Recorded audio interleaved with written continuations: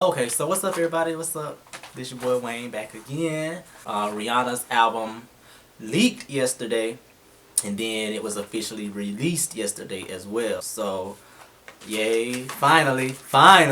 I've seen a lot of bad reviews. I've seen a lot of, I've seen a lot of chatter about it, and I wanted to come to y'all with my own unbiased review about what I think of the album. So I listened to it the day it leaked, and I listened to it again today so I could, really get a feel for what it, how it sounded. Maybe this could coerce you into going to buy the album, or maybe, who knows. But like I said, it's going to be unbiased. It's been 4 years since her last album, which was Unapologetic. I love that album, by the way. And it's now 2016. We had a couple of singles. We had American Oxygen. We had Bitch Better Have My Money, my jam. We also had 4 or 5 Seconds with Kanye West and Paul McCartney. Thought we was going to get an album. Nothing came.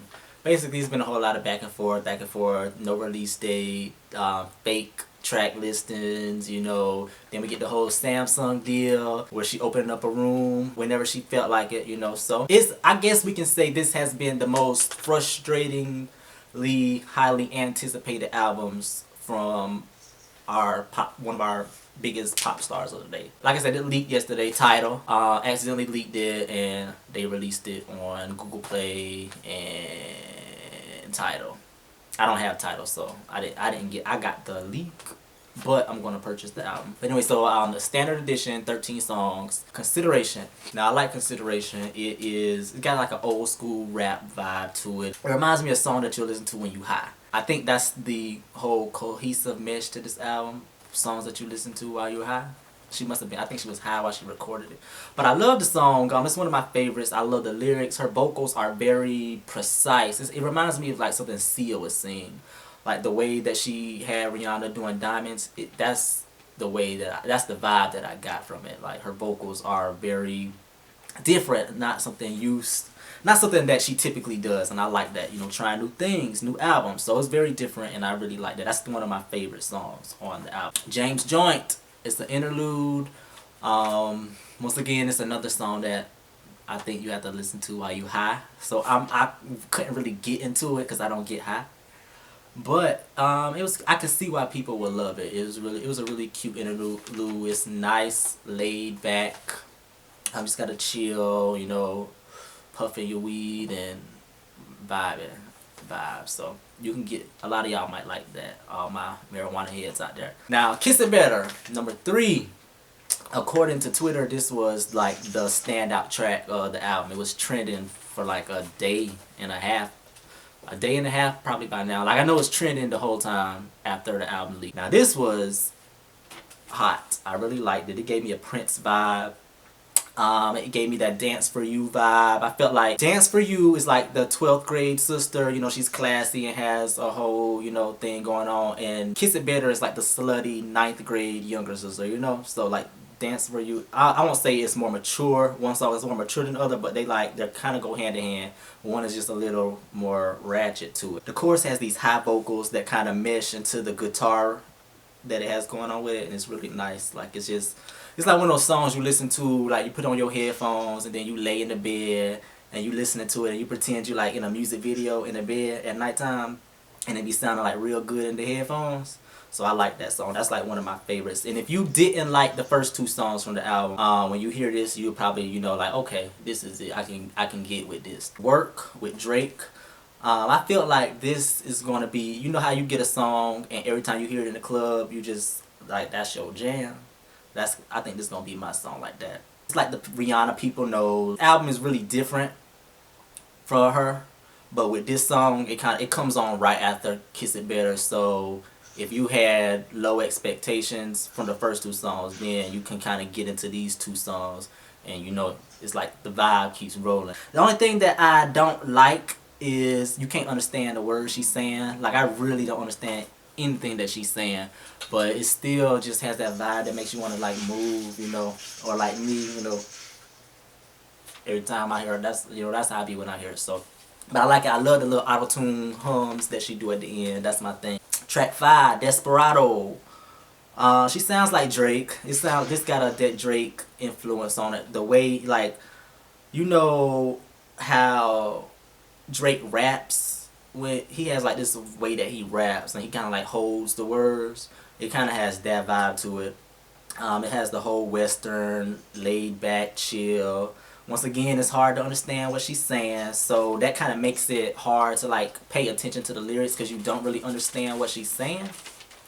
But it's a nice chill track. It has that whole cowboy adage, you know, like where it's like they make it seem like the cowboys, they go from town to town, and you know they don't get with any women seriously because they're going to the next town just like that. And where I got the reason I got that because there's the lyrics in the song where she's like there ain't nothing for me anymore, but I don't want to be alone. So it's like wherever Desperado goes, I want to go too. 6 is Woo. It's Travis Scott, heavily influenced. It's all Travis Scott is all over the song. I think he's even singing like background vocals and things like that in it too. It's like Antidote's more talented sister, if you want to be honest. The beat has like this angry vibe to it. You know, it's like it's real angry and gritty, and it totally matches the lyrical content. It's like this whole ring the alarm, jealous vibe that it got going on with it. But I don't understand what she's saying. So that's, you know, that's, I really need a lyrics booklet. I hope when the album comes out in physical form, it does have lyrics to it, because maybe if I can read the lyrics and listen, I can get more in tune to the song. But yeah, Needed Me. That's one of my favorites. I really like that song. It's so edgy. Lyrically, it's just hot. In my mind, it's like a subliminal Drake diss. She sounds just like him. The whole song is structured in the ways that Drake would do his songs. It just has this Drake feel to it. And it's just so hot. Like, I wrote some of the lyrics down. You was just another nigga on the hit list, trying to fix the inner issues with a bad bitch. Didn't they tell you I was a savage? Fuck your white horse with a carriage. Bet you never could imagine. I never told you you could have this. That's like, we all know Rihanna to be like this bad bitch. You know, can't no type of guy hold her down, and basically that's what she gave to you with this song, Needed Me. So I really like that. That's like one of my favorites too. Like one of my top 5 of the album. Track 8, yeah, I said it. If you smoke weed. So basically, by now, you'll probably get the point that if you partake in marijuana, then this is an album for you, because a lot of these songs just have that vibe to it. And I bet like when, you know, everybody at the Anti-World Tour, you might want to power up before you go, because this is all for you. It's chill, it's sensual. It has a whole vibe of being like, you know, a lady in the streets but a freak in the sheets. But if you come close, I'll whisper all this stuff that I'm gonna do to you, and then the lyrics basically saying she backing it up too. So that's cute, but it's a little short, so you don't really get a chance to love it, because by the time you getting into it and listening to what she's saying, it's already going off. So I don't know if that's an interlude or it was just meant to be that short. Track number 9, Same Old Mistakes. It has like this old 90s Euro pop vibe to it. Like it's like a 90s Euro pop undertone with a old school hip hop layer. It's catchy, but it's not like amazingly catchy, like where you can just catch on to the lyrics like that and sing along. It just it has all the makings to be a really good song just because it's a good song. So it's like, I don't want to say album filler. It's kind of like one of those songs that you just it catches you right on beat. But it's one of those songs where it's like the breakdown comes in, I feel like a brand new person. When that comes in, that just make you want to go like that. So that's me. Every time I hear that part, I go into that. But it reminds me of this old Oasis song. If you don't know who Oasis is, you need to go check them out. It's a nice group. But it's like one of those songs that they did about getting high. You know, that's the kind of vibe that it gives me, even though it's not about that. Track number 10, Never Ending. I skipped this song on the first listen because I wasn't really feeling it. And then when I was listening to it again today, I wanted to skip it again. But for the sake of this review, you know, I wanted to give an actual description of it. So, It's like a folk song in that type of genre. It's a song you listening to while like maybe studying for your finals or something like that, because it's really low key. It's not for everybody, you know. If you're intent on club banger Rihanna, this is not a song for you. But it's a message somewhere in there, and someone will get it. But I just didn't get it. So, track 11, "Love on the Brain." Now, this is one of my favorite songs. It reminds me of "All I Could Do Was Cry" from Beyonce. Beyonce's version in Cadillac Records. I can hear Beyonce singing this song too. It's real, like, it's soulful. It's you know, that old R&B, backwaters, chitlin circuit type songs. It's one of those type of songs, and I could see Rihanna, you know, like singing it in front of a microphone in a nice little juke joint with her glass of whiskey in this hand and a cigarette in another hand. And, you know, she crying and she look a little raggedy, but but that just gives more to the performance. You know, I like that it has this. You know, it's just like this. It's giving you this gut wrenching feeling of like you so in love with somebody and you just it's just hurting you inside that you gotta get it out. But the only thing I didn't like, I'm not gonna say I don't like it, but it's kind of like certain parts of the song, like her emotions aren't connecting. You know, she'll be singing and then she'll be like woo, and it's like, but I'm wondering why she's saying that and she didn't like hit no big note or anything like that. But it works for her. Like, she has this raspy voice, so that kind of works for her in a way. But it's a good song. It doesn't build up, but it kind of just, you know, like when you listen to it, you'll see what I'm saying. Track 12, "Higher." Higher also has the same tone as "Love on the Brain," and they come right back. They, you know, one goes into the other. This song has gotten the worst feedback that I've ever seen. I've heard so many bad things about this song because of her vocals. Everybody has their own sound, and Rihanna's no different. She's, you know, serving Aretha Franklin realness a little. You know, R-I-H, the Franklin. I mean, you have to listen to it to be honest. I would have preferred her, the way she sounded on this song, I would have preferred her to sound that way on "Love on the Brain," because that song needed more of the emotion than this song did. But "Higher" kind of just, it also kind of sounds unfinished. Like, by the time she gets high, her voice goes higher and higher, and, you know, she's more singing out, it like ends right there, and it's like, damn, it's over. Track 13, "Close to You." That's the album closer, the final song on the album. When I first heard it, I immediately thought about Stevie Wonder's "I Never Dream You Leaving Summer" from Poetic Justice. That's what it sounds just like that, but it kind of, you know, switches it up when the song starts. It's a piano-driven ballad. It reminds me of "Stay." Sounds like something that she could have recorded around the time she recorded "Stay." It actually sounds just like it, to be honest.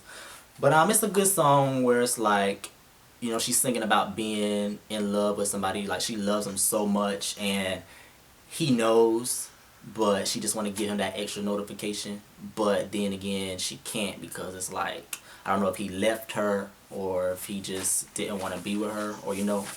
But she can't get the message out the way she wants to, and then it leaves you on that. It's not a long album. I think it's about like 40 minutes long, so that's good. It doesn't drag on. So the pros and cons. Pros, all Rihanna fans will rejoice, and they're going to be happy that it's finally out. You know, they got another album from their fave.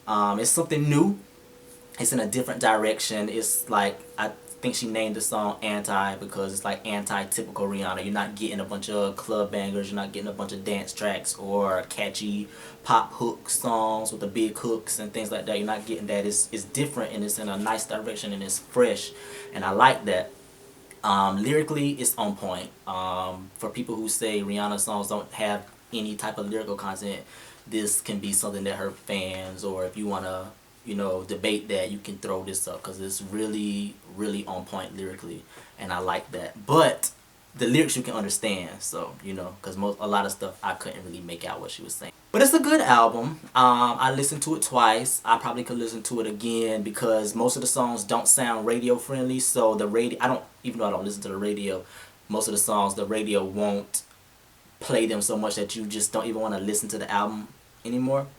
And that's something that will be good for me with a Rihanna album, because a lot of her albums I really can't listen to like that anymore because the radio plays all the singles out and it makes me not, I just can't. Now, cons of the album, if you're, like I said, if you're looking for club bangers, you need to go find something else, because this is not the album for you.